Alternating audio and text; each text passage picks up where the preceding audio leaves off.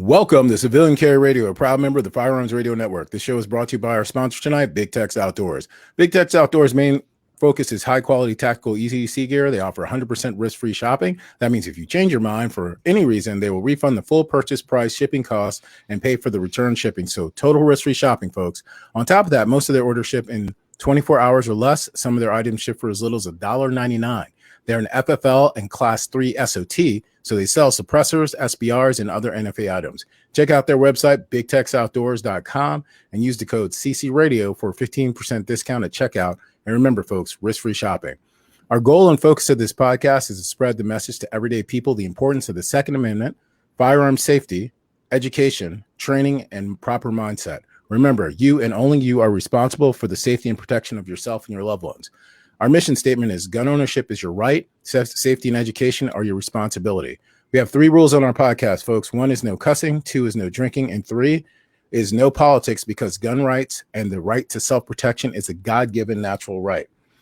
I'm your host and producer, Baraka James, along with my lovely co-host tonight, Mr. Alan Sams. Good evening, Alan. How are you? Well, just lovely. Folks, Tatiana is off, and she will be back with us next week.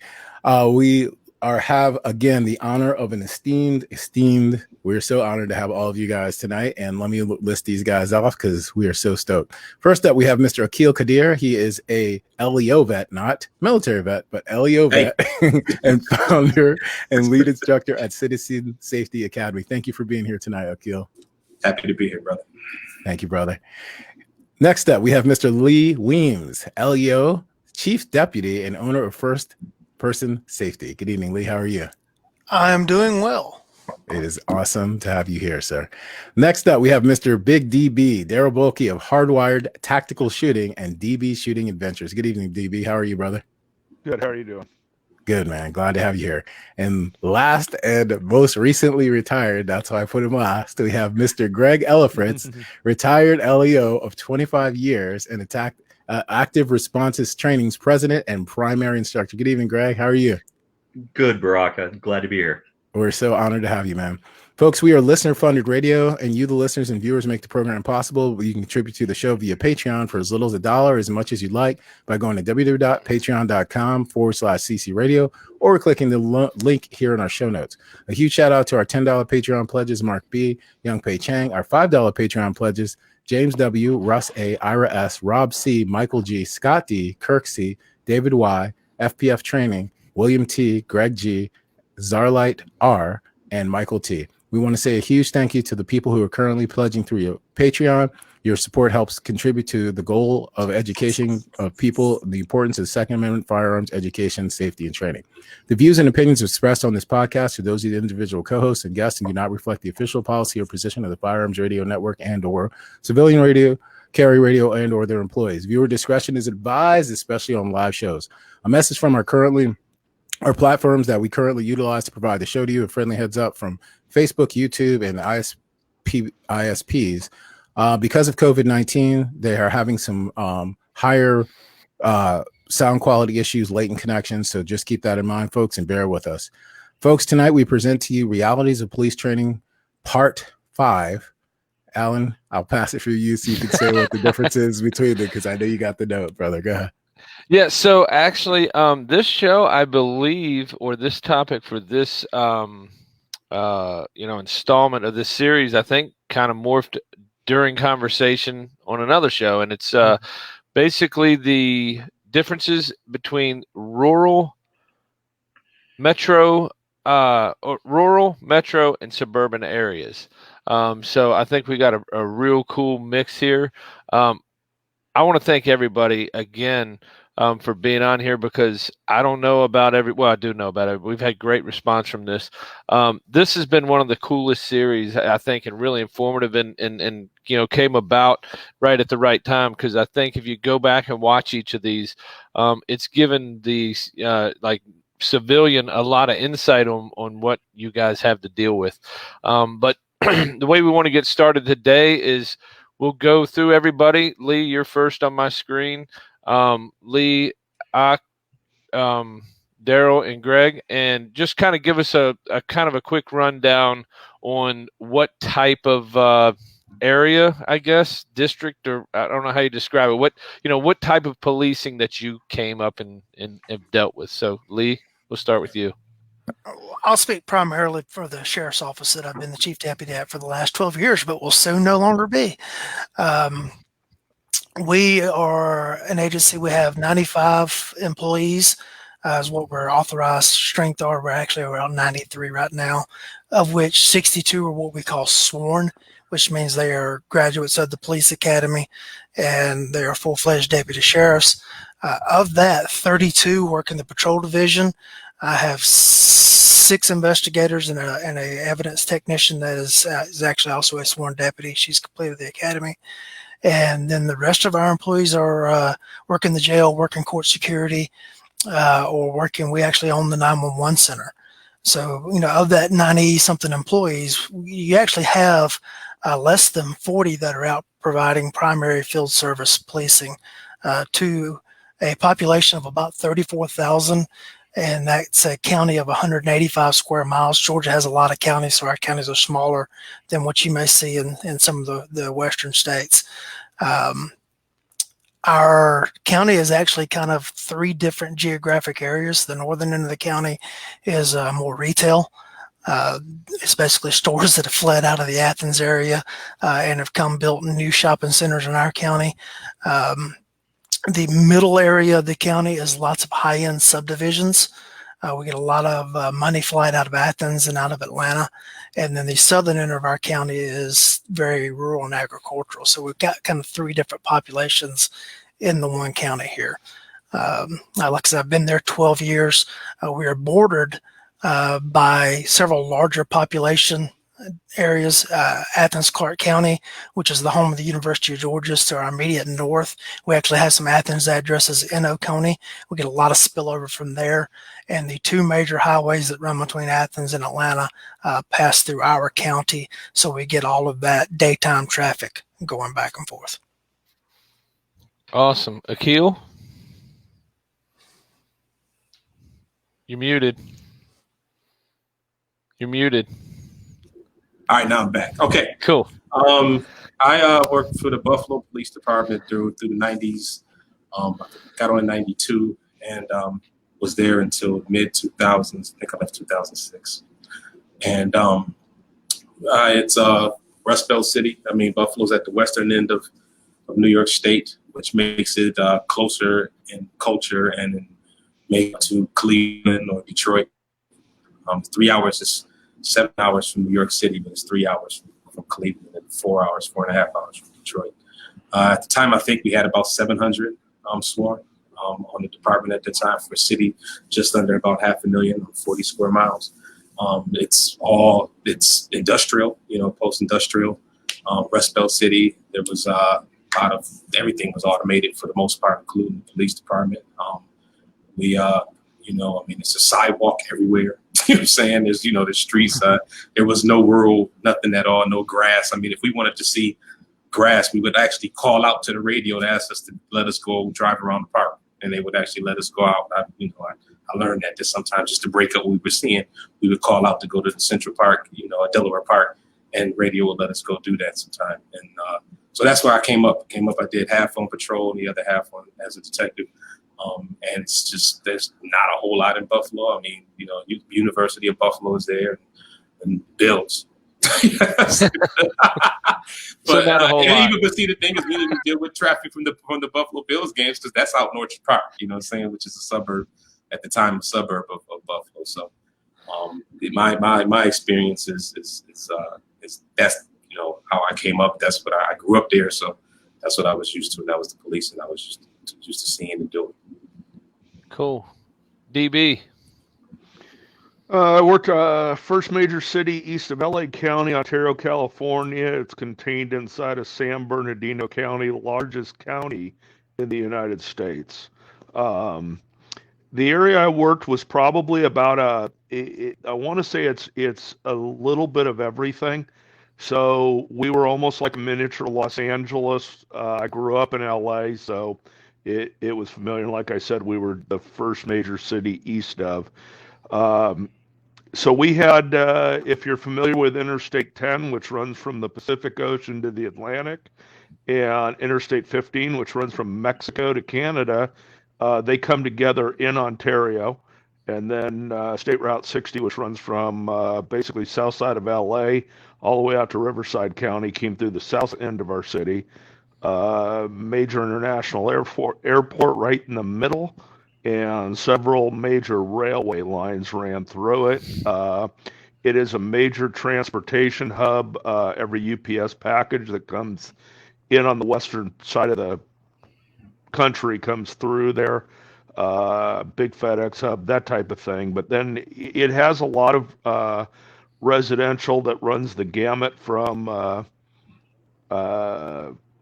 I'm trying to think of the currently correct wording. Very, very, very affordable housing to some older high-end residential, suburban.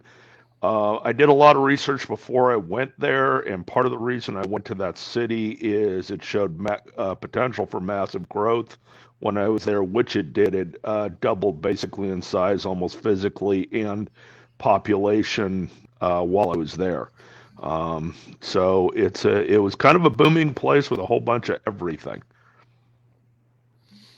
Cool. Greg. I did all 25 years at a really high dollar suburb of Columbus, Ohio. A little island completely surrounded on all sides by Columbus and bordered by Ohio State University. 35,000 people, 55 officers, and about 10 square miles. So it's about 96% really high dollar residential and about 4% retail. No industry, no manufacturing, nothing, just big houses and really nice neighborhoods.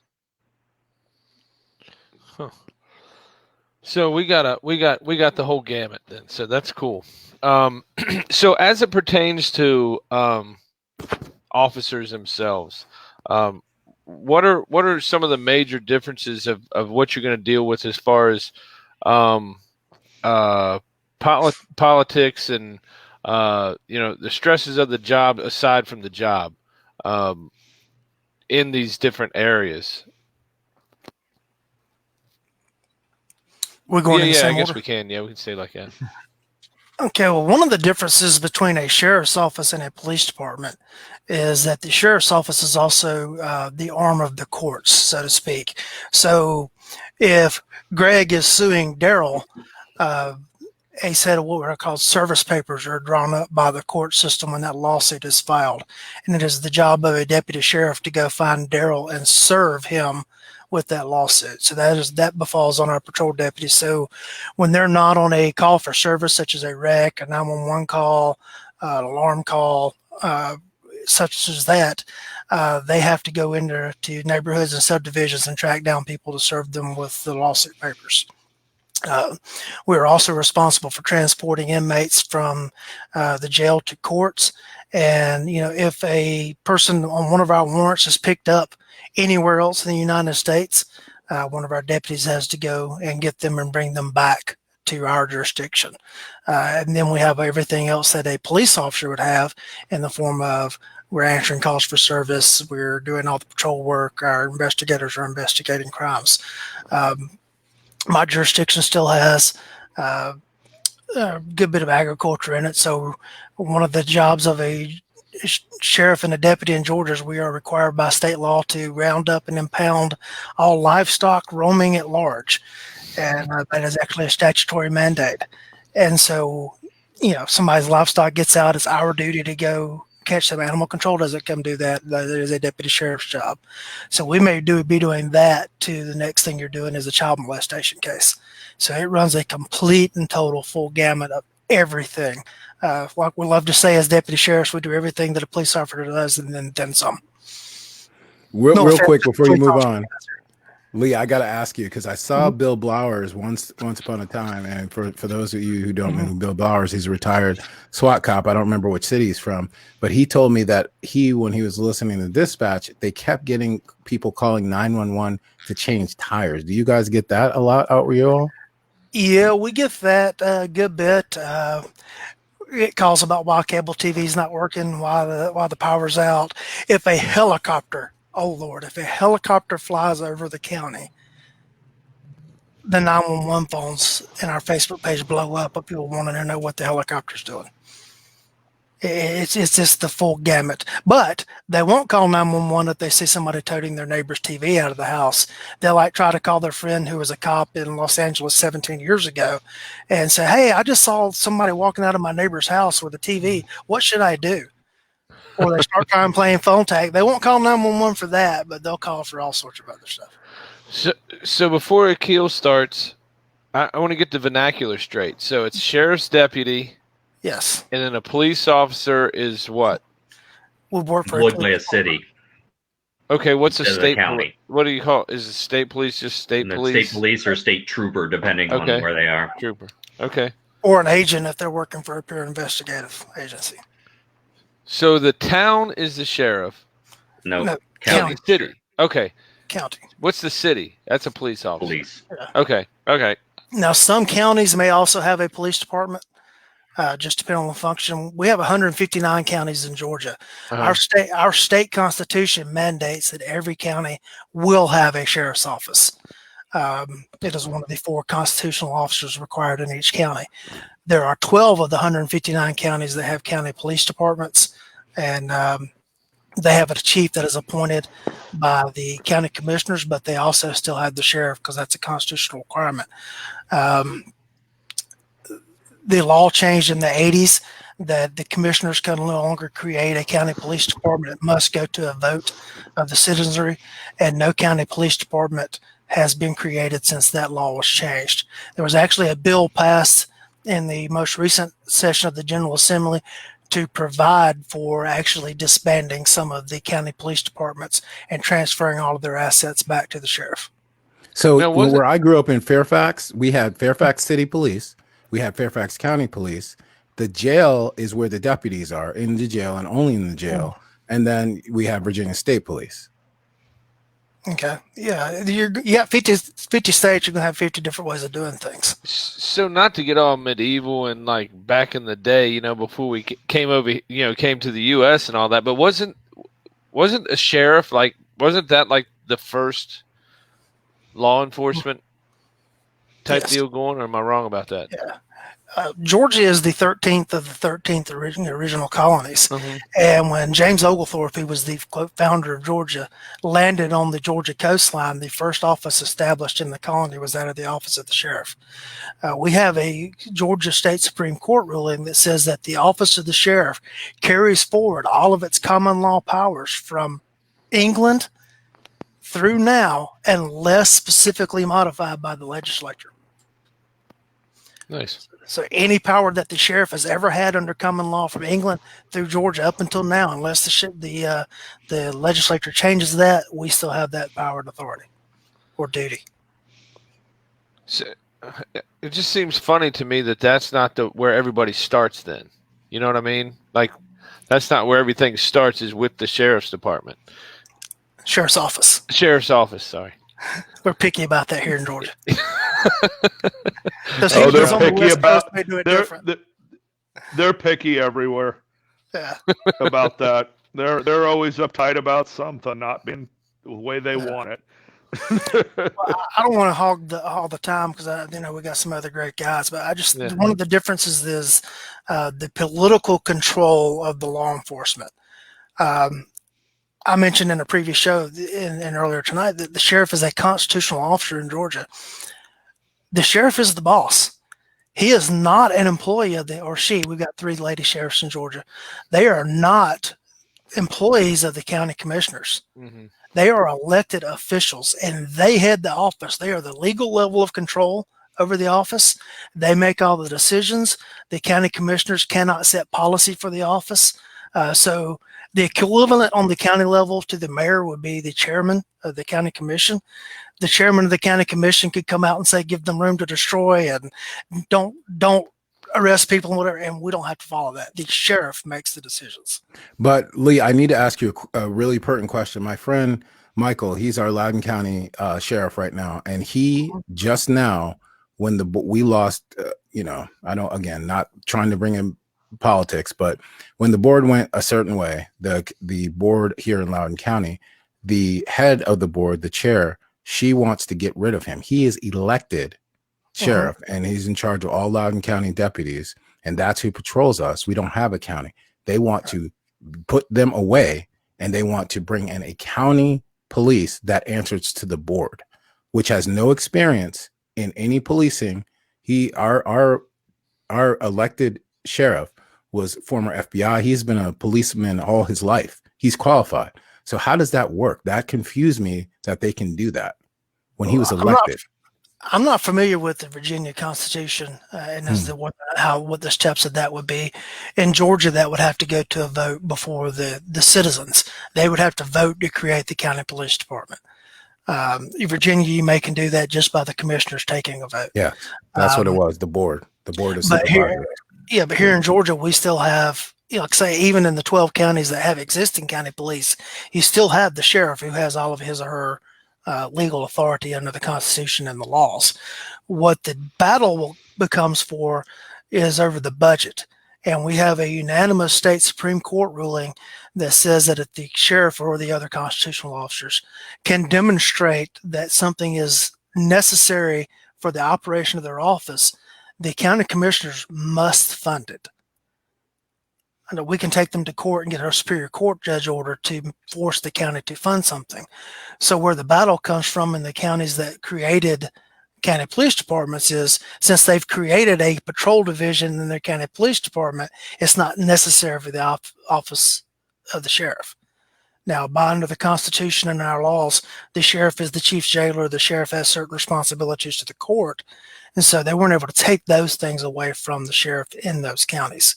So they still have to fund those. I would have to study on the Virginia Constitution as to what the process would be there. Thank you. So Akil, same question that we originally started on. As it pertains to the officers, what in particular were you guys dealing with as far as maybe to differentiate, your all's area from like where Lee is, or say where Daryl was?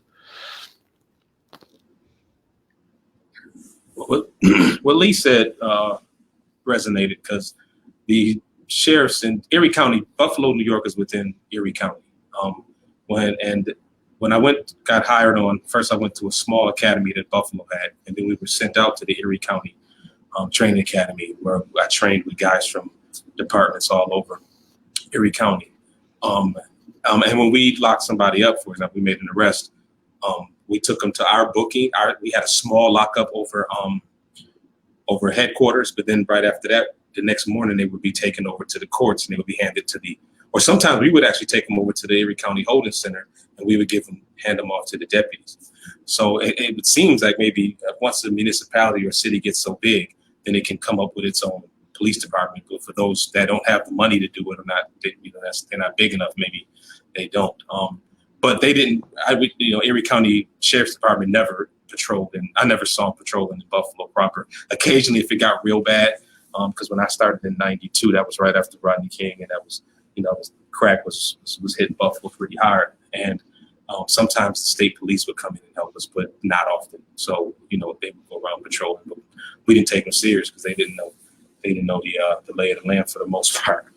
They were used to maybe chasing livestock. We didn't chase livestock. We chased crackheads and people, and stuff like that. But it was a different experience, and I mean, that was all I knew. It was funny because I remember hearing Lee on a podcast one time where he talked about how the local sheriff is elected, and if they didn't like, his haircut, they could vote him out. And the commissioner, my commissioner, our police commissioner, they were beholden to the mayor, and I think as a result of that, I think that affects the police to some extent. Because when I came on, we got a guy, Argyle Kolakowski, who ended up going on to become the drug czar, I think under Clinton. He came on and he was the commissioner for 4 years, and a couple years, I don't know if it was 4 years, and he actually instituted the civil service for detectives, which is how I became a detective, because before that, they didn't have a civil service exam. I actually got hired as a detective from the first civil service exam in the history of the Buffalo Police Department that I know of. to become a detective. And it was civil service that got me on the Buffalo Police Department. The Buffalo Police Department was found guilty in federal court of deliberately not hiring minorities. And so when I got on, I would have been hired anyway, I guess, but I got pushed up to the top of the list. But it was interesting because half the guys that were in the police academy with me were guys who came over from housing. So what the mayor would do was there was Buffalo Housing Police that was run by Buffalo Municipal Housing Authority.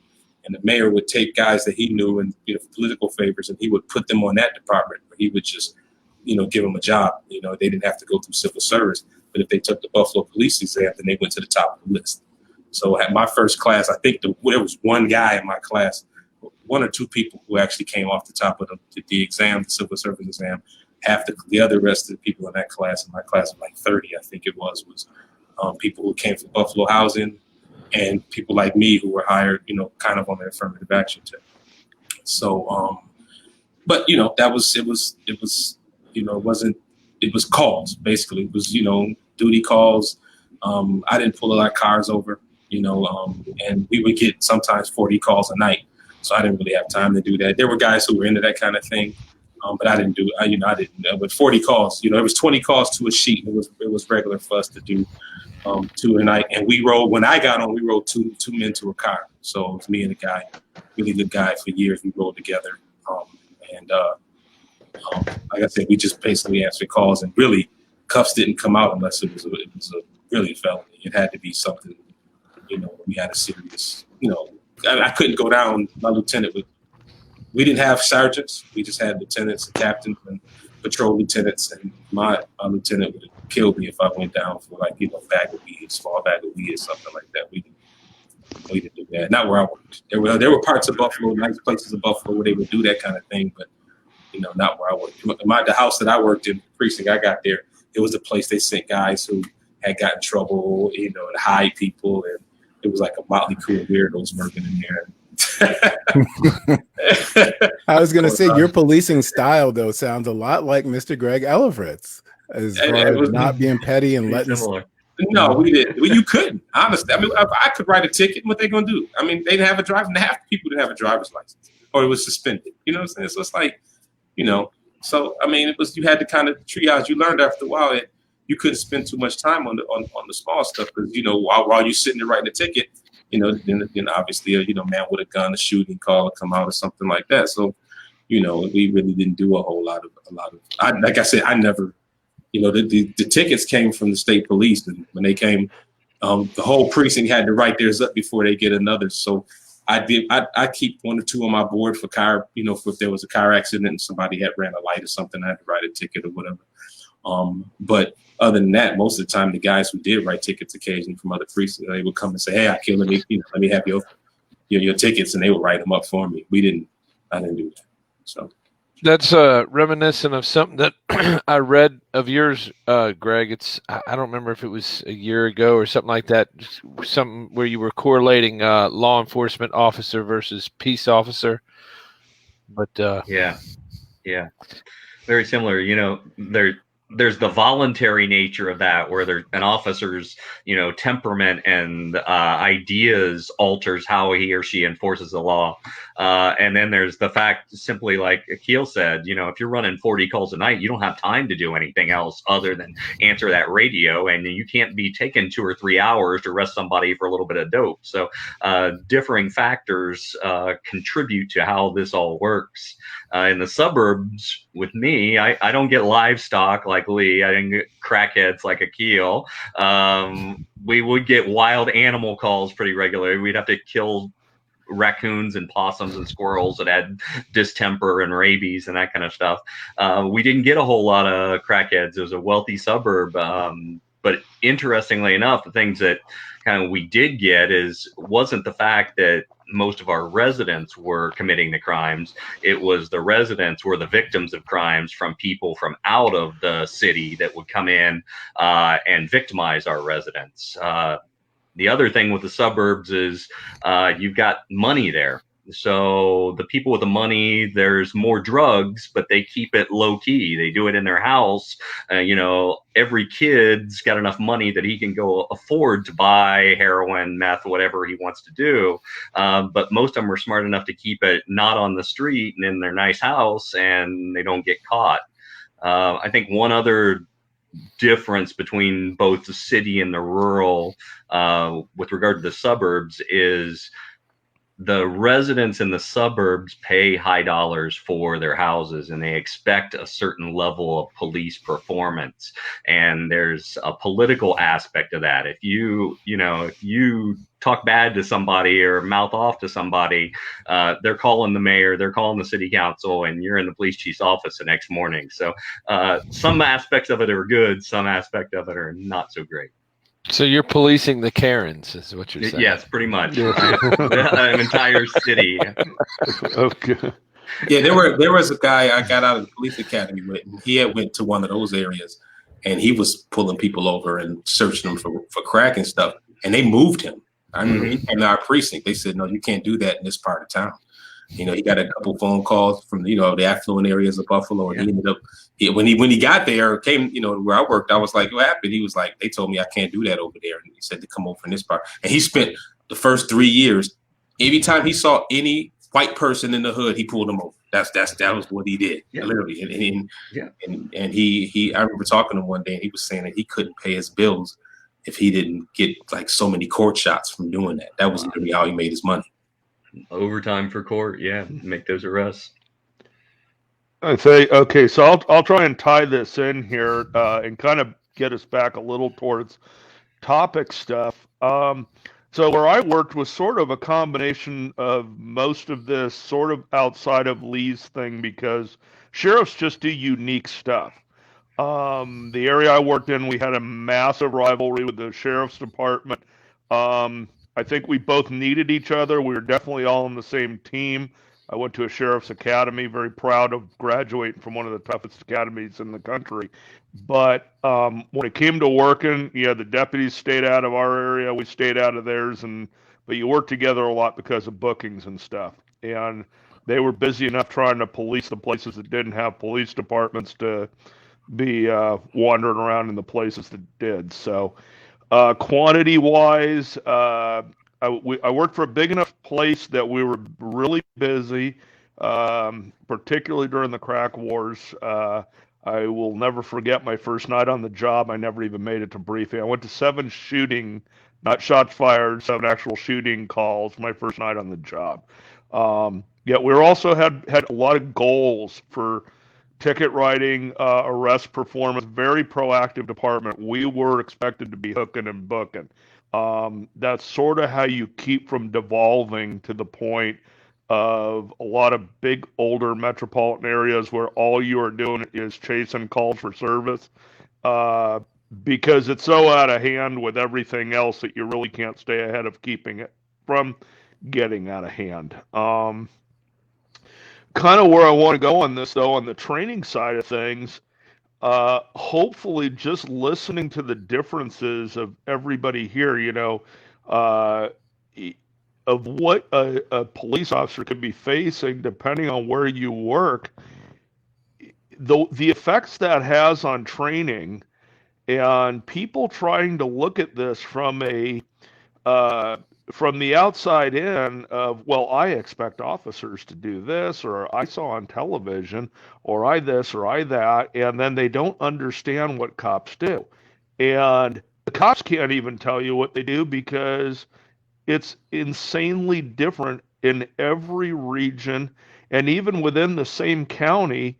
I said I worked in the largest county in the United States. We had people who worked in extremely remote rural areas, resident deputies out there, to places like where I worked, where, like I said, you're getting all the big city stuff, minus the having 2-man cars, which really kind of sucked, because you're trying to be efficient with use of people, and the safety of the officers wasn't the priority. It's how many can we put out to better manage call management. And you think about, how do you apply a training standard to that? And expectations, money, pay, politics. If you look at what Baraka just brought up on the politics, I kind of thought about this the other day.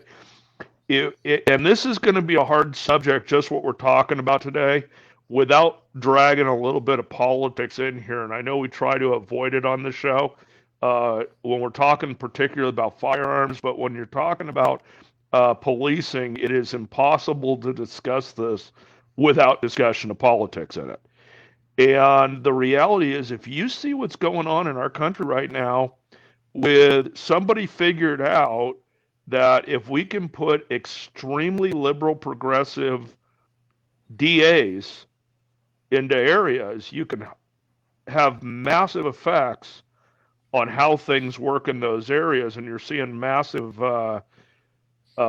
resignations right now of what America supposedly wants, which is a lot of minority, male, female, different, ethnic, cultural, diverse police chiefs are all resigning, because a lot of this is because of the DAs and the politicians in those areas. And then you get into as soon as somebody figures out, they can start getting, if you put enough money in and start getting sheriffs elected that do not reflect what their community looks like, you can see where the power problem is. On the other side of that, if you get the right politicians elected, you have a massive effect on the police chiefs and what they do and where priorities are. And I'm going to tell you, in a lot of areas, particularly the more metropolitan side, the training side is going to be taking the hit on a lot of this. And it has a lot of multiplying effects of what politics does and how it affects the local. Your individual police officer, deputy sheriff on the street is hugely affected by what is going on with the politicians who are placed in charge. And in all honesty, a lot of sheriffs basically are politicians because they are an elected official. And a lot of police chiefs end up being politicians because they're appointed by elected officials and then they end up having to kind of kowtow to that. So where I'm kind of going with this is training, performance, expectations, all of these things really goes back again to reflective of the community. And it is incredibly different everywhere in this country on performance standards and job expectations and job duties. Spending a boatload of money, for example, on training somebody for doing certain jobs in my area would be a waste of money in Lee's area, because Lee's people have to be incredibly diverse in what they do and very oriented to certain aspects of that job. I don't want to delve into a funny story, but we bordered a very rural area that we ended up annexing that was full of livestock. It was one of the biggest dairy areas in the country that's now covered in houses, and the cows are moved elsewhere. I can tell you right now, when you have metropolitan cops dealing with loose livestock, hilarity will ensue, and tasers have an interesting effect on cows. But in the meantime, if you can always find that guy who can run a lasso, we did have some real cowboys in our place. But I can tell you from experience that emus do not respond well to lassos. Yeah. so yeah, there's going to be, so when the community's screaming for certain things they want, in a lot of places they're screaming for something that has no bearing on the day-to-day powers of what individual officers are doing. And I think we get a very misguided, and if anybody's interested, I have an idea on how to make some changes, but on how we're evaluating what we want from law enforcement is people are asking for things that aren't often applicable to what they're asking for. So Young Pei Chang in the chat wanted to know how much influence do state post boards have to address what you're talking about?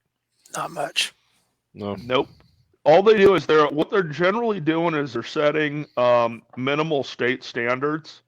So you got to think when you start talking about minimal state standards, those got to be the standards that's going to be set for, say, just hearing the diversity amongst the four of us up here. How are you going to set a state standard for that? Because there's places in California that look like Lee's place. There's places in California that look like Akil's place. And there's places in California that look like Greg's place. So California State Post, how do you set standards that's going to work for all three of them? Well, they're going to be very minimal, fairly generic, not really addressing a lot of anything other than some very, very bare minimums. And part of the biggest cop out we've seen among those politicians running agencies is rather than setting their training up to fully dictate doing exceptional work in their environment, they're setting training up to meet a minimal state standard that applies to the lowest form of life that can affect areas that are as diverse as everything we're talking about here. So it can be some real problems, and they're going to be also heavily influenced by the influential, which doesn't necessarily mean it's reflective of reality either. So, Akil, in the training, in the police training, do you train to interact or work with, if you're in a sheriff's, I'm going to mess it up, office? If you're in a sheriff's office, do you train so kind of a weird story. I got in a car accident one time in actually two of the wealthiest counties in Virginia, and nobody knew whose it was. Like, it was right at the end of these two roads. It was Loudoun and Fauquier County. No one knew whose it was. And I was cognizant and observant enough to see that they were in a pissing match over it until the state police came and was like, dude, we got this, you know? But so there's no training. There's actually a procedure for that. But.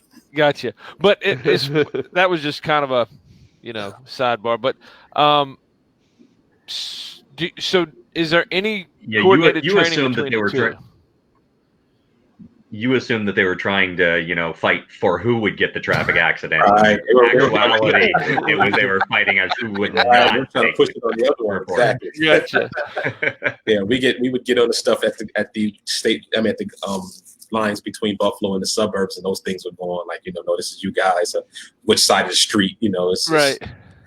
And it's funny because we'll push calls off on each other that time, but then the other time, departments get in the pissing contest all the time as far as when they want funding and stuff. But Buffalo was notorious. I mean, we didn't do any training, man.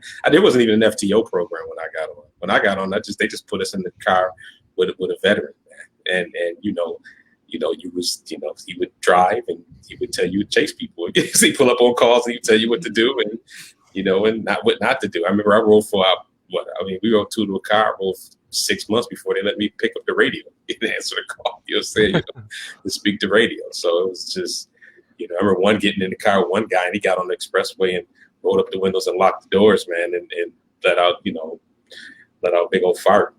So it was like that. It was a little bit of hazing and stuff, but no, we didn't get the training. And even when I got on as a detective, the new commissioner when he came on, who was actually a cop who had actually brought in Kurlikowski. He was actually trying to become the commissioner, and he couldn't go right for patrol to commissioner, so he brought the guy in from Seattle. He brought Kurlikowski in from Seattle PD, and then right after that, he became the commissioner. And he didn't want us becoming detectives. He disagreed with Kurlikowski on the civil service thing because he wanted to put his friends in. So what he did was we were supposed to go to, the state was going to train us as investigators, and he killed it. He killed all the funding to it. So I went on my own dime and my own time. It was 3-week course, and I used up all my PTO, and I went. And when I left the department, I think I was one of only 5, 6 of the detectives on the Buffalo Police Department that was a state certified investigator. Wow. So it was, we trained and we didn't do. I mean, I'm not being funny. We didn't do any training. Right. And I think that is the biggest issue with a lot of departments. Is that a funding thing, or is that just who's in charge? It's both. It's a priorities thing. I mean, I believe our commissioner at that time was, intent on, sending money back to the state for whatever reason, maybe for political reasons. I mean, the guy who's currently, who last I checked, is currently the Buffalo Police Department commissioner, was a guy I was really actually running around. And at that time, he was making his political bones so that he could be the commissioner. He was making the run, and he actually had a conversation with him. He would take me with him, that kind of thing. But I'm not interested in that. But it's about, it's big city politics. And so, it's not,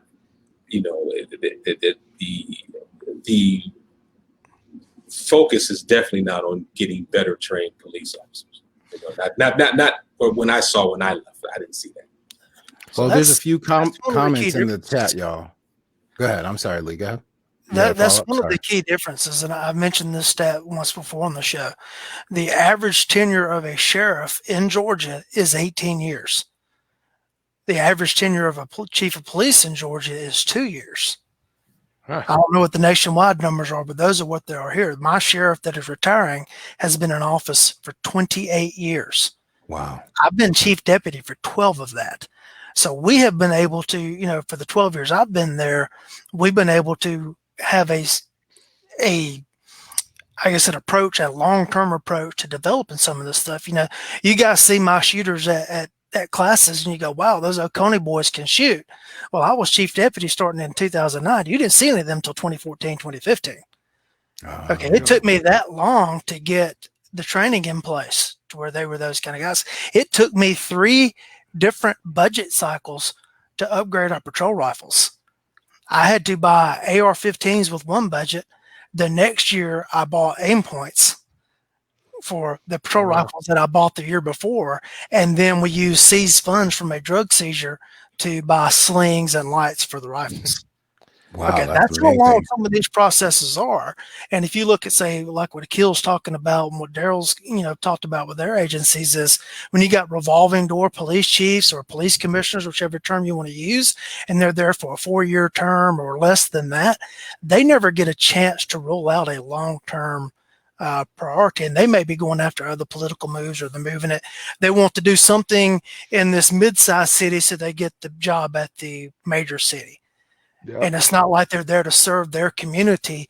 And I'm not saying sheriffs are imbibed with some, great, divine right from heaven about how to do law enforcement, because they're not. But that's one of the differences with the elected person there amongst their community. If they're doing a good job, typically the voters keep them in, and they get time to put an impact on their office, and it shows. If you have a revolving door, sheriffs, you have a new sheriff every 4 years, they never make any progress. It's the same as a new police chief getting put in. And kind of to clarify, we've kind of talked all around it, but I don't know if we've actually said it. So everybody knows the sheriff is elected. So his customer is the citizenry. Right. A police chief serves at the pleasure of the mayor. Well, that's going to depend on how it's set up.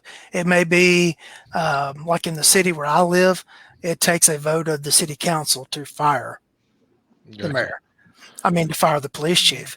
And it's the same for the police department that's within our county. The mayor can't just fire the chief of police, but the city council can. So in other words, real quick, I just want to grab a couple of these live chat questions real quick, because I know if we don't get into them now, we won't get into them later. So first one comes from David Cagle. He said, my department is having a hard time getting ammo for in-service training right now. An ammo budget that suddenly needs 3 times the money to sustain. It doesn't always sit well with the city council and admin. And 90% of the officers won't pay for it on their own. Then Michael Caldera says, directed at Darryl, how much does the administrative body direct? What training and the department receives. And then last is from our own cherub who has descended from the heavens tonight to join us, Miss Tiffany Johnson. She says, here's my question to the panel. Raise your hand if you thought that the training you got from your agency was adequate for you to do the job, and to the extent that a bit, if you were king of the world, what specific concrete training element would you add to your agency's standards requirement? So sorry, guys, I just wanted to get those in there real quick. Y'all can pick up wherever you want. They're all right there on the screen.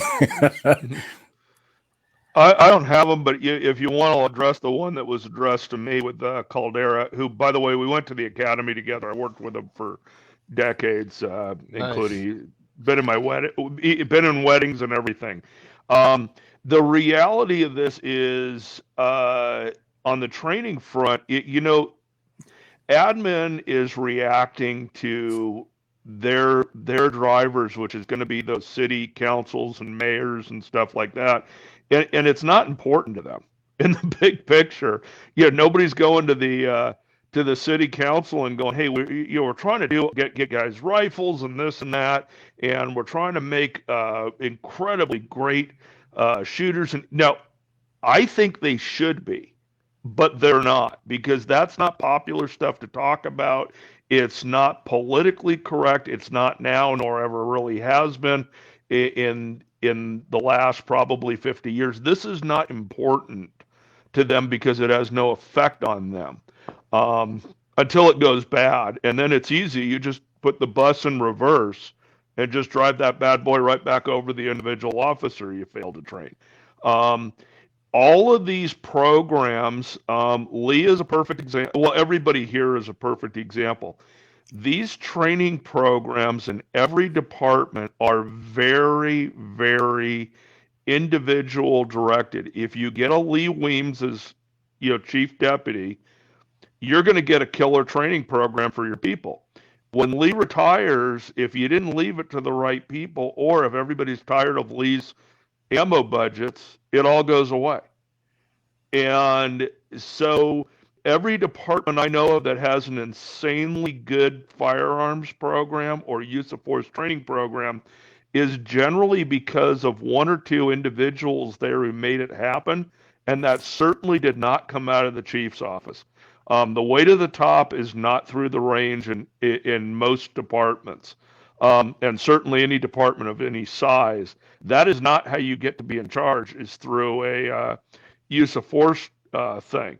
So when you look at that, it's not a big priority to everyone. It ends up being a priority to someone. And if you get somebody with sort of the right personality for it, they'll commit career suicide and make things happen in a positive manner. But it's not coming from the top. And this is where a lot of the problem is. Akil? You guys want to jump on? I can reread Tiffany's. I think the other one from David Cagle was more of a comment. If you want to address right. Tiffany's. I don't think the training I got was any good. I think that there should have been more training.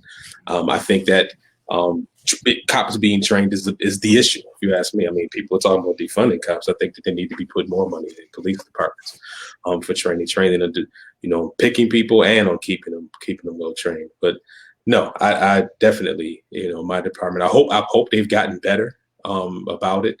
But at the time, it was all about budgets, and they weren't interested in, the way it was something bad had to happen, and then something bad happens, then they start talking about, okay, we need to do this. After Rodney King, they sent some people in to do some type of weird type of sensitivity training, but none of us got it. I didn't get it at the time. I remember going, I don't even know what this is about. So, it was, I don't know. Like I said, it just, I don't see it. When I talk to, certain officers that I know are still in departments, even my son, who's doing it down here where we live, he says that, and they've got a pretty good training department compared to ours. And I still think that he still thinks he needs more. So. Hey, can I ask Akil a question? Please. So you bring up the sensitivity training post Rodney King, and that's been a degrading thing. Let me ask you, Akil, based on where you were working, were you more in need of use of force training, driving training, and some of those things, was that probably a bigger priority for you than how much cultural sensitivity you needed to work those areas? Yeah, because I mean, it was lost on us a bit because I grew up in the neighborhood, so it's a little different. Maybe guys who didn't know it, but even if you're going to do that kind of thing, I mean, make it valuable. I mean, it was like, I don't know what they were trying to do. It was bizarre. I mean, I remember talking to guys about it after we left it, and we went back to the sstation, and guys were like, "What just happened?" We were like, "We don't even know what that was." And we just went back out on patrol, and so. And I think it was an hour. You know what I'm saying? And but yes, we could have done. I mean, for example, I'll tell you what our firearms training was. We would go down to qualify, and because I was into it, I would be eager. Somebody shoot somebody's ammo, yeah, I'm going down to do it, right? And then go down, we qualify. Most of the time, my partner, whoever I was riding with, would qualify, and we go back on patrol. That was it. You know what I'm saying? I mean, it was. I don't know what they do. It's funny. I was talking to some officers from Buffalo not too long ago, and I called them people who had just recently retired. And I said, hey, do you remember the qualification course of Buffalo Police Department, course of fire? And they were like, no. So when was the last time you shot it? It's like, I don't know, 5-6 years ago. These people who retired a year ago, literally. Wow. Yeah, they couldn't tell me. I called one guy who is working now, a detective, and I said, what's that? I said, do you know the Buffalo Police Department course of fire? Current course of fire? He was like, no. I mean, I don't mean like memorize it. You know what I mean? I mean, like, he had no idea what it was. You know what I'm saying? It was just like, I was like, when's the last time you shot it? He was like, I think about 3 years ago. I was like, wow. And I think this is reflective of the problem. So you got a bunch of people like Akil out there bouncing 40 calls a night in a neighborhood. Trust me, they're up on the culture of the neighborhood. I don't care what you look like driving that police car. You're going to get that figured out pretty quick on the pulse of the area you're working, as far as you won't survive if you don't know how to adapt to the culture and people in those neighborhoods, period. And there's bad apples, but the reality of any decent, when you're going to 40 calls a night, trust me, you're going to figure out, kind of how to work a lot of that stuff. To have academics come in to explain to you, cultural dynamics when you're working in it every day is kind of, to me, sort of a waste, when we could be doing that on better use of force, better use of defensive tactics, better use of a lot of things that you do everything like every day. Like, how many of these cases are we looking at right now that become literally, how do we deal with people overdosing on drugs that we deal with every day, that nobody likes the results of, but we haven't really invested a lot of time and effort, and it changes regularly. Based on medical stuff, there's a lot of stuff that the potency of the drugs involved, what's coming out of how people are dying on these overdoses and interactions and stuff. Couldn't we better be spending some time on that? But that's not what you're hearing. And DB, I'm glad you brought that up, because Greg lives in the opioid highest place in the United States. So he's the last to answer. Greg, Tiffany's question was, here's my question. Raise your hand if you thought the training you got from your agency was adequate for you to do the job. And so there you go. You're noticing my hand is staying down. Yes. I ran the training for my agency for 12 years, and I tried to make it the best that I could. We had a lot of training compared to other agencies when I was at my peak, and I had a very supportive police chief. But I still don't think it was enough, and I was doing it full time and only had 50 officers. And then we got a new chief that wasn't as into training, and it got cut back to a couple times a year, and maybe one qualification session in between.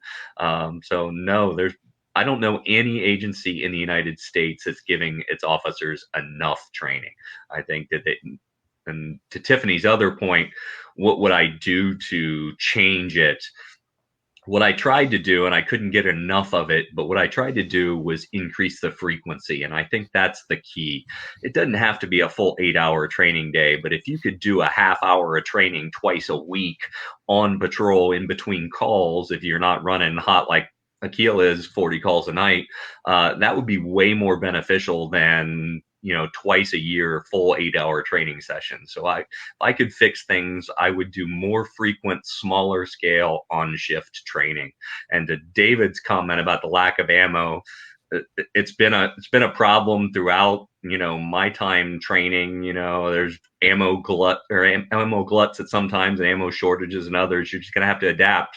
You do more defensive tactics training, more dry fire training if you can't get the ammo. And when the ammo's flowing and you got plenty of it, you do your shooting then. You're just going to have your trainers adapt to those kind of things. Yeah, I think I have a yes and no answer to the question of whether or not I think the training was quality and prepared. To a lot of extent, I think yes, it did for me, but that was because of my interest in it and the fact that I sought training opportunities as an officer coming up before I came to the sheriff's office and had a chance to start making it a priority. Even in my position where I get to dictate what the training is for now, I don't think we're able to offer enough and still accomplish our overall mission of law enforcement. We put a very heavy emphasis on the shooting aspect, and we put a very heavy emphasis on the search and seizure aspects of the police citizen contact, and we put a lot of emphasis on active shooter, where I think we need to spend more time. If I had a king of the world and had a training shift built into our rotations, I would love to have more defensive tactics training. And I would love to do, stuff on high risk vehicle stops, building searches. There's just not enough time to get to all of it. And so, because most agencies have a shift rotation, either days, eves, mids, or in our case, we work 12-hour shifts. So we've got 4 different crews working. If I could add a 5th crew and one shift has a training rotation all the time, I think that would be the only way to get into it. But you're looking at adding enough personnel to add another complete shift to your agency. And I just don't see that happening for anybody. So a question that I've always had about is thinking back to being in school. I remember starting in elementary school every year, every couple years, we would have an officer come into school and talk to the class or whatever, bring the board of all the drugs that they had on there, so you knew what they looked like and all this stuff. And I distinctly remember, in my area, every one of those police officers would say stuff like, I've never put my hand on my firearm in my whole career, or I've never had to draw my firearm in my whole career, because of where we're, how it was and how, obviously things have changed.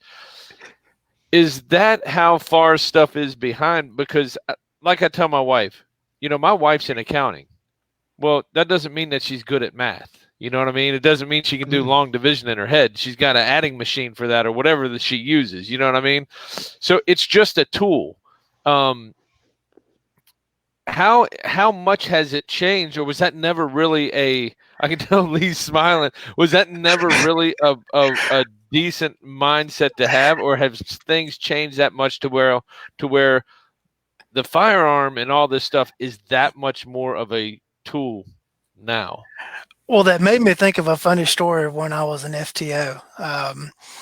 I had a trainee who had just finished the academy and had come out to do his day shift orientation, and I'm riding around teaching him locations. And he asked me, so how often do we draw our gun? One of those typical rookie questions. And I go into this, old grumpy cop spiel. Hey, look, rookie, it's not like you see on TV. We're not drawing our guns all the time like you see. The whole, grumpy cop gamut. 30 seconds later, I'm talking about one left turn, I had a guy proned out at gunpoint and told him to go up and cuff the guys I'm covering him. And he goes up, and as he's putting the cuffs on him, he looks up at me with this look on his face like, everything you have ever told me is a lie. It just was just that funny story always is funny to me. I think it goes in cycles, and I think that a lot of that depends on the agency where you work. I drew my gun. I was involved in guns being drawn the 3rd night I was out on patrol. And then I never saw a gun come out of a holster for another year or so. And then I would go where, like, every other night we were drawing guns, and then it would go different. I'm sure Akil and Daryl are going to have greatly different numbers on that. Yeah, it was pretty much a daily occurrence. And this sort of though, this gets back to another thing. So you have policing is very regional. Into every agency within a region is different. Well, within each police department, you've got massive differences in the officers, and you got to. I think if you look at them like a large sports team, you're not going to be successful in football if you've got 11 wide receivers on the field, and the officer that you're going to send to elementary schools to talk to kids about drugs is not me. I'm not what you want going to talk to little kids about Lord knows what, and I like my kid, and that's kind of about the limit of it. And you don't want Captain Mayhem discussing the realities. I mean, my daughter's mom, I mean, God, she's like, she used to lose her mind because my daughter would be watching cops with me or WWF or UFC, and I thought I was just child abuse.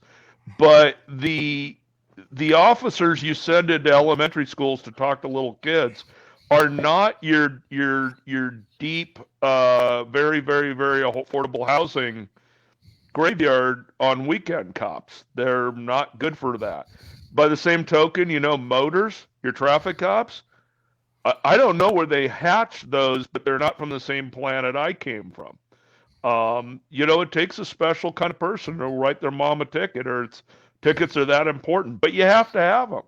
They're an integral part of the department is to prevent car accidents and, work in traffic patterns and stuff like that. DB, I gotta ask you while you're right there. I gotta ask you: was there any truth to Chips where they were pretty boys, shined up bikes, like looking cute and tried to be pretty on the highway? Well, if there was a sibling rivalry between us and the sheriff's department, between us and the highway patrol was just a rivalry. They weren't like us, and we didn't even refer to them as cops. They were state traffic officers. They used to be real proud of themselves. All roads, all codes. Oh yeah, right up until a penal code gets involved in the situation, they want no part of it. So no, nothing was really like even the Chippies, who I'm not fond of as an agency, although there's a bunch of individuals I liked and worked with. The reality is it wasn't really like that, but okay. All of these agencies are different. Some of the East Coast, and I thought the highway patrol in California is bad. I guess some of these state traffic people from the East Coast is some sort of clone out of some sort of weird organization on how stringent they are on stuff. I never want to go there. So, everything's different. And so when it gets back to, you really got to tailor some of this stuff to what we're doing. And you can imagine trying to be a police firearms instructor, and you've got 4 guys on the show who all know how to do this training end of thing and have invested heavily in it. I'm in 6 figures into investing in myself as an instructor. But you know what? I've got to get the guy who came to your school and said, I've never pulled my gun out of my holster, and I'm teaching little kids about, whatever. Okay, I have to get him to qualify. And that's going to be very different than trying to get, Weems to qualify.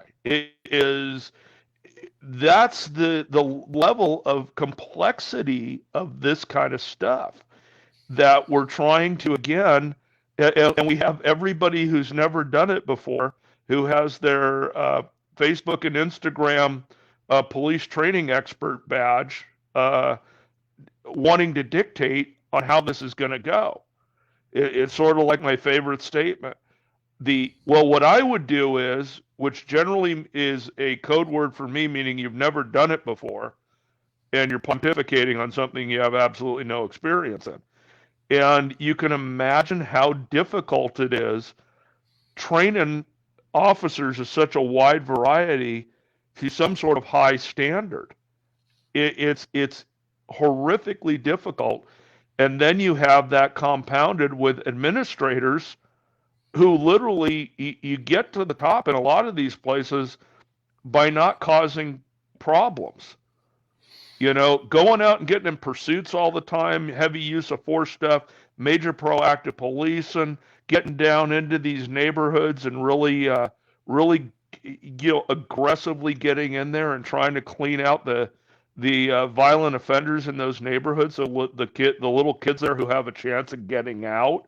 That's the one thing I was always about with kids. I don't really like being around them, but I'd sure like it to be safe. So some of these kids actually can get out of these neighborhoods. It'd be nice, alive. And the way to chief of police or sheriff is often not that route. So now you're trying to convince those guys how important it is to do training. And it's like, but you're talking to the guy who's never pulled the gun out of a holster. Now, you tell me you never pulled the gun out of your holster, you didn't do police work in my world. You did something, and you might have worn a uniform, and congratulations and whatever. But I came from a place that was a fairly nightly occurrence, and and I'm not doubting that it's a quantity thing in my world. By the same token, I know how difficult it is just from going on ride-alongs with the rural guys who, might not see the quantity, but Lord knows you are all by your lonesome out there when your backup is 4 counties away in an hour. You're not pulling your gun every night, but boy, if you need to, you don't have a whole lot of help out there. So we're running out of time here. I want to get these 2 questions from our loyal listeners here and friends. Michael Treat, he wanted to know, Greg, if you want to take this one, wanted to know, do you see a benefit in officers working in corrections environment before working the street? Example, working in the jails or state prisons before going on patrol. I don't know if I'm the right person to ask because I've never worked in corrections at all. Mhm. We had an 8-hour facility and we got trained as jailers for 8 hours, but that's the extent of my correction stuff. But I would say in general, it's probably a good idea because the corrections guys tend to get in a lot of physical struggles and they get used to doing physical work, using the minimal amount of force that they can use to, get someone under control. And they probably do it more often than a lot of street officers do. So having a couple years of corrections work would probably be pretty helpful, I think. I will Lee, say an emphatic yes to that question. We run the jail as part of the sheriff's office, and the deputies that we raise ourselves in our jail. Couple of differences in certification here.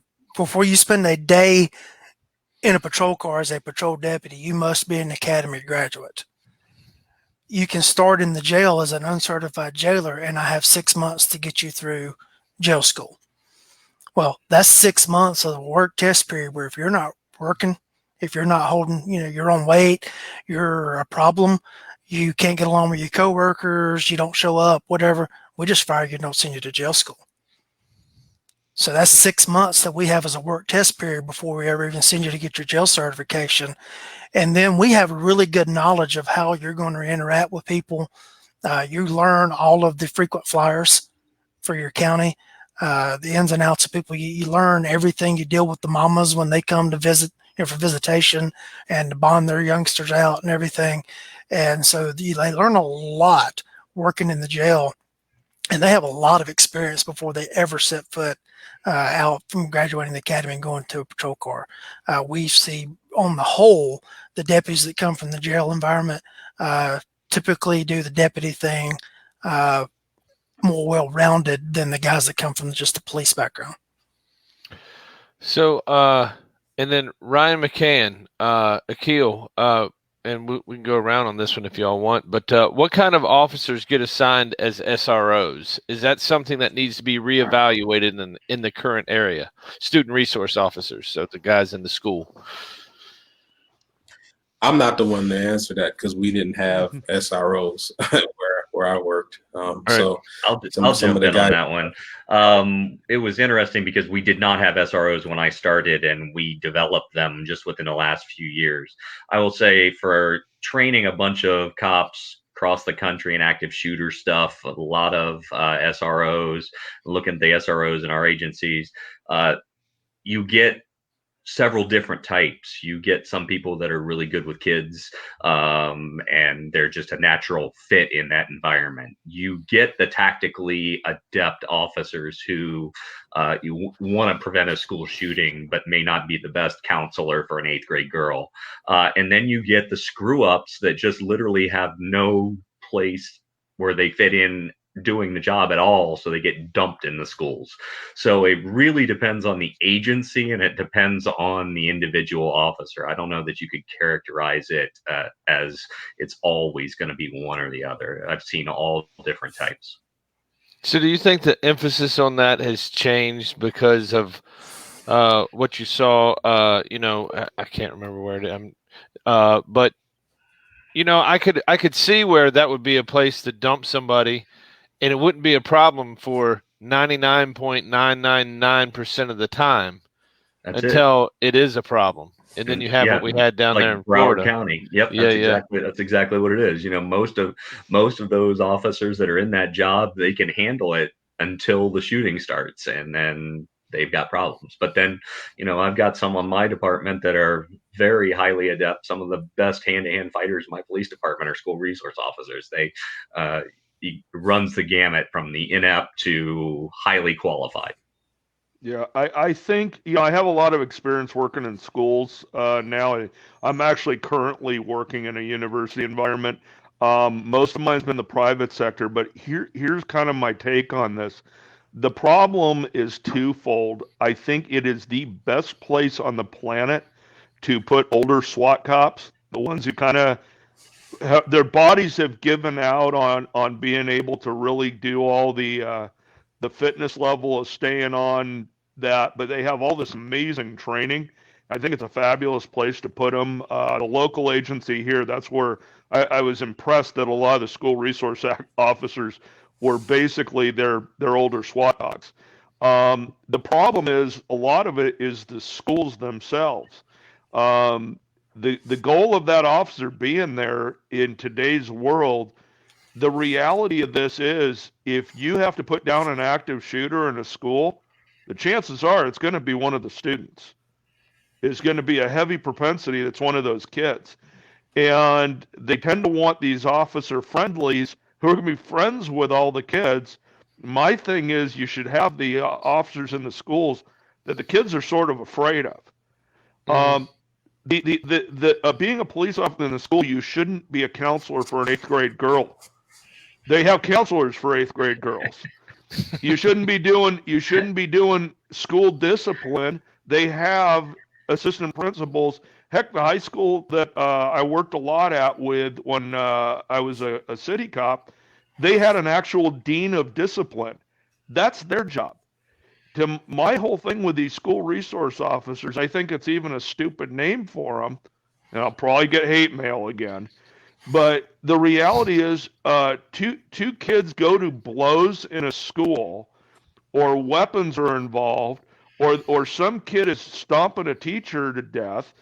Well, you know what? That if a police officer in a school gets involved, somebody needs to go to. There needs to be criminal penalties. And right now, they're using these officers as referees and discipline and counselors and stuff. That's what school personnel is for. Those officers should be there for two things: protect the kids and maintain order. Of that, if you commit crimes in school, those officers are specially trained to deal with crime in school, which have criminal penalties. Because the whole goal, I think, it should be you don't want the school resource officer showing up because somebody's going to buy a criminal case out of it. You're selling. If some kid's selling dope in school, well, darn it, they should be in juvenile hall, not on some sort of administrative thing the SRO's involved in. And that's another big problem. Again, not improperly using personnel. It's a mission problem more so than it is a personnel problem. Bingo. All right, so we're getting ready to get cut off here. So I need to go around and see what everybody's got going on and where you can get a hold of, where everybody can get a hold of you. Akil, what do you got going on here that you want to let people in on, and where can people get a hold of you?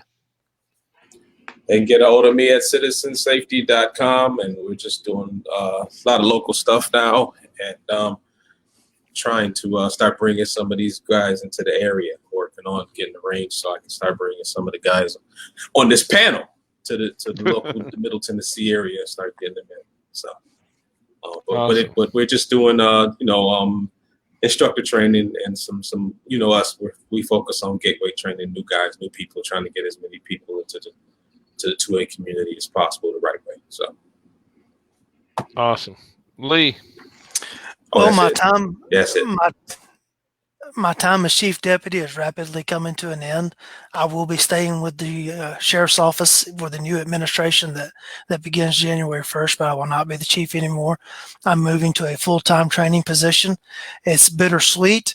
I won't be on call. That's the sweet part, and I want to focus on the sweet parts of it more so than the bitter parts. But I won't be on call anymore, and other than I'm still a deputy sheriff, but I'll be a full-time training guy, and I'm looking very much forward to that.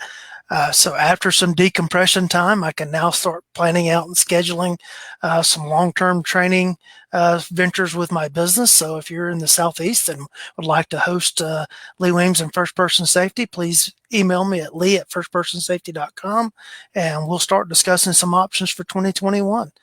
For the rest of this year, I'll probably do just some private lessons throughout the rest of September, and we're going to try to run a group class in October, and then it's TACCon, and let's kick it off and let's go.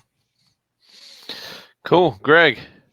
My classes have gone crazy this fall since I retired. Almost all of them are completely full. I've got a revolver class with a couple openings in October, and I've got a knife fighting class in November with a couple openings, but everything else is all completely booked up all the way through Rangemaster and Revolver Roundup with Daryl and everything like that. If anybody wants to host me, I'm retired now and I'm willing to travel. It's a little easier for me to do it now. So get a hold of me. One of my websites, activeresponsetraining.net.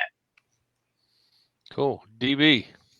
Yeah, I just finished. I just got home from the primary and secondary training summit up in Utah. Went real well, all things considered. Ammo shortages and COVID and everything else.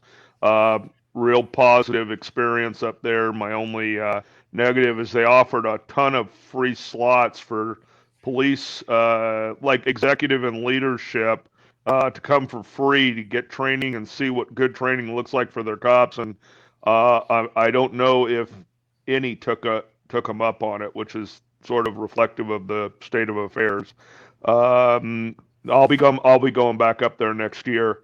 We have Revolver Roundup coming up. I just taught a class with Chuck Haggard up there on small guns, and Chuck and Gorilla Flits will be coming to Revolver Roundup. Should be really good in November. It's been sold out pretty much the entirety of it. I have a full-time job again, which I keep trying not to do, but it's worked out real good. So I'm not doing a lot, and training's been tough here with the COVID, just on our particular facility. So my wife has finally provided enough pressure. I am starting on the book, the Revolver book. I finally got a process to get that done, so that's going to be my new focus, is getting that book done. And DB Shooting Adventures for stuff and Hardwire Tactical Shooting on Facebook. And that's about it. Cool. All right, cool. So folks who've inquired about our CCR t-shirts, they're $20 each. We only have a few left, thanks to our awesome co-host last week, Rob, who bought a couple more. We have 3 larges, 1 XL. Just send a $20 payment to www.paypal.me/CC Radio. Alan has been extremely inundated, but he's got the a good design for the hats. Alan, you want to tell him? Yeah, but now I got another kink thrown in there because I saw something else that I like. So folks, I apologize. I spoke too soon, We'll be back in touch. Just I saw it promise. today. It's a laser etched leather patch. So yeah. So, Alan, Wendy, will people have an idea about a rough? I will try to get us CCR some pictures to put up next week on the show, and then in the notes, and then I think they're like 4 weeks to get out, so it'll be okay, folks. There you have it. To become a corporate sponsor to advertise, please send me an email to baraka3@gmail.com for details.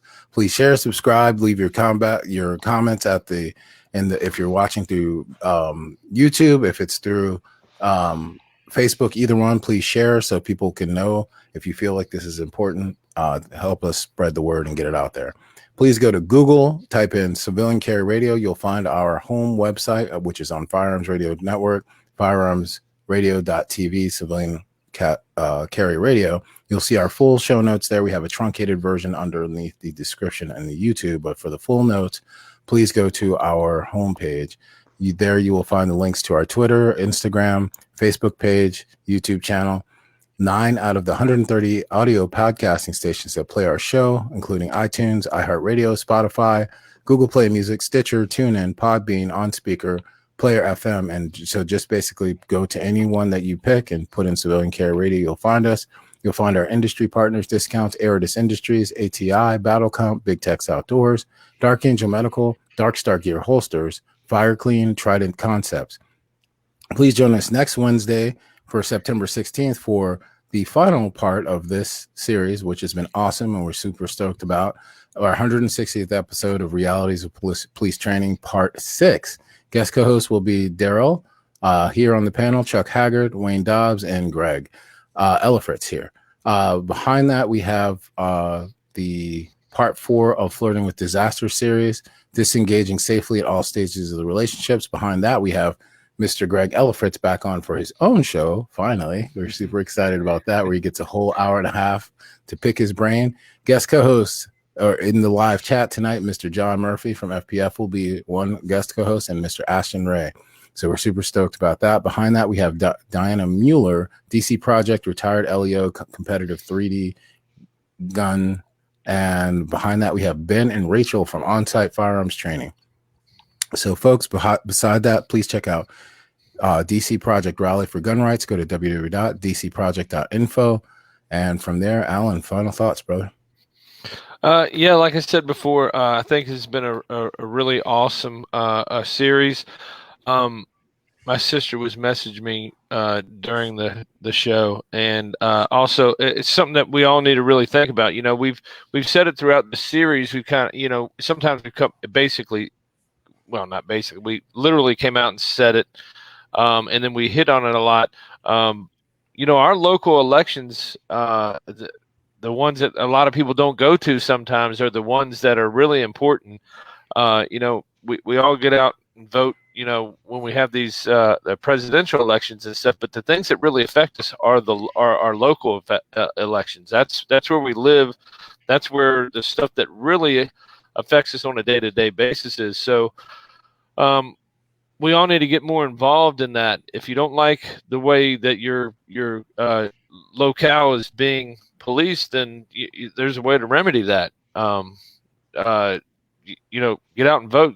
Get active. Let the sheriff's department know what you appreciate about what they're doing. Let them know what you don't like so much. But I think everybody's here, and I keep hearing y'all talk about these things, revolvers. I don't know what that is. I'll have to look into that. But okay, yeah, that's me. Brother Akil, final thoughts. You're on mute. No, thanks for having me. Great discussion. I think that that we should have talks like this more. And I don't think that there's going to be any short, easy answers to this stuff. But I'll say this is that we need to put more money in more training and more better selection process in the picking our police officers, because as I said before, as a person who's dealt with them, when you run into a bad apple, they can cause a lot of damage, unfortunately. And people think that, they don't. It's funny, I was talking to my sister about it today, and we were saying so many good things happen every day, involving police officers. Nobody talks about it. All we sometimes seem to focus on the media as bad things. So, hopefully it'll get better. And that's it. Thanks. Well said, Neiman. Thank you, Akil. Lee Weems, final thoughts, brother. Yeah, I did some research today and put some numbers together because I want to give people a perspective on when they think of their law enforcement agency, just what size that agency is and how, this burden is spread around. And I just pulled Georgia numbers because that's all I have access to as far as internal data gateways. In Georgia, I narrowed it down to all local police departments, the local sheriff's offices, and a few marshal offices that provide actual law enforcement services versus code enforcement guys. So this is not any campus police agencies or state agencies or any of those type things. No slight against them, but I wanted to keep it to the local law enforcement. And we have 528 such agencies in Georgia, and that's an average of 64 employees per agency. That's not officers or deputies per agency. That's total employees. That includes all of the clerks and everything else, because I just had no way else of breaking those numbers down. Of that, we have 159 counties.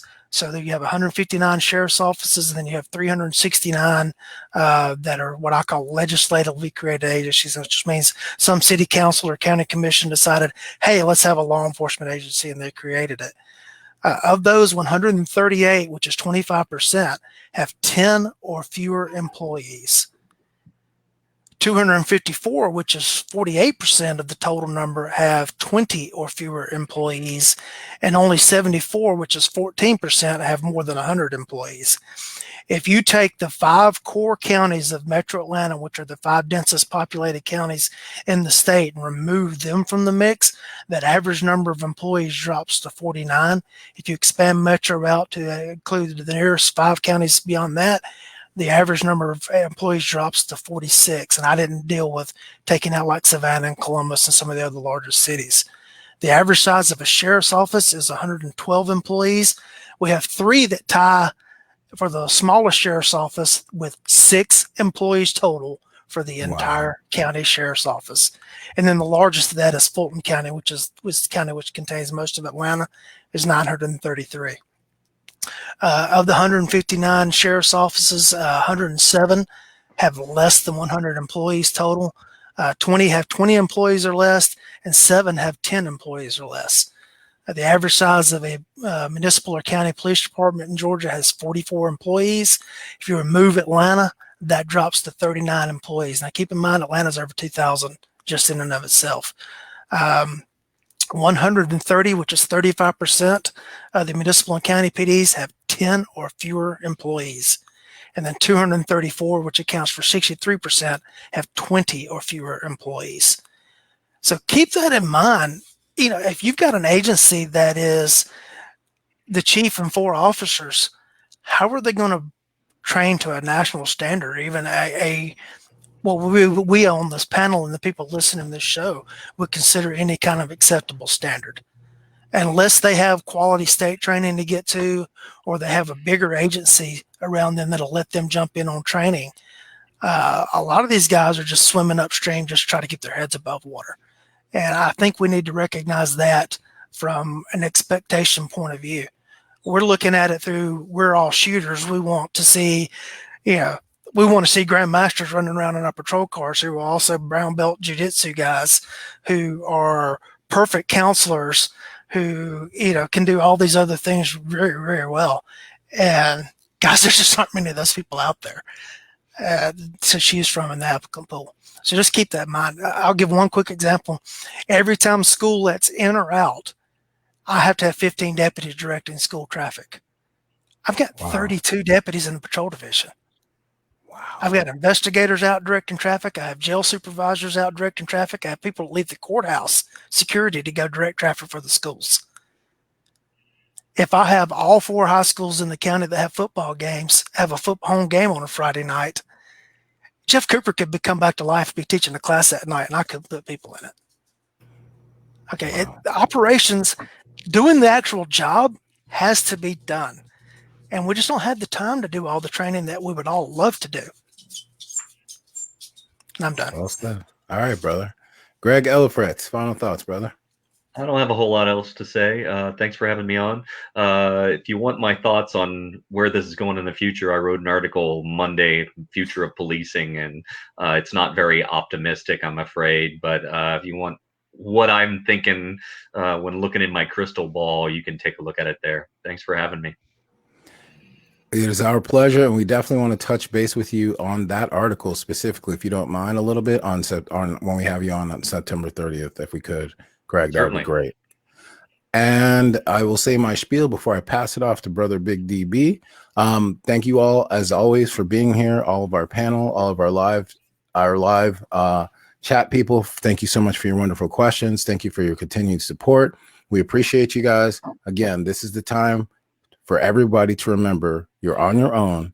Don't rely on other people. The same thing we say at the beginning of every for the last 3.5 years. It'll be 4 years in February. We've been on the air and we've been preaching this.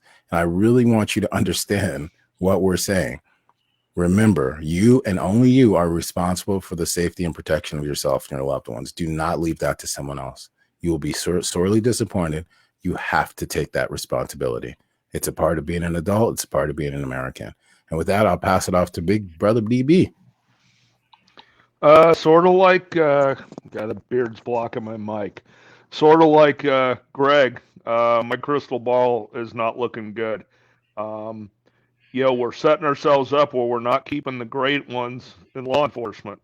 We're not making this desirable for the people to do these jobs, and I think a lot of the public has lost the understanding of just what Lee was talking about. Half your department's out directing traffic for kids getting out of school. What happens when that's all gone? Coming out of Utah yesterday from the training conference at the airport, I watched 25 big rigs get blown over on the highway in high winds. And I'm watching law enforcement, firefighters, and wrecker crews, but particularly noted with the law enforcement, guys driving 100 miles an hour in those SUVs and those wind conditions to get to those wrecks, because you can imagine what that looked like on the highway. That's what you're asking to defund. That's what you're trying to get rid of. Somebody's got to do all those jobs and then take a bunch of people to jail who don't know how to go to jail right. And we're having a lot of expectations that nobody in America can really meet. And this is a two-way problem. You want the police to have better training. Well, you know what? The American public needs to get some better training on how to act. And the whole thing, I don't see anybody hugging this out at the end.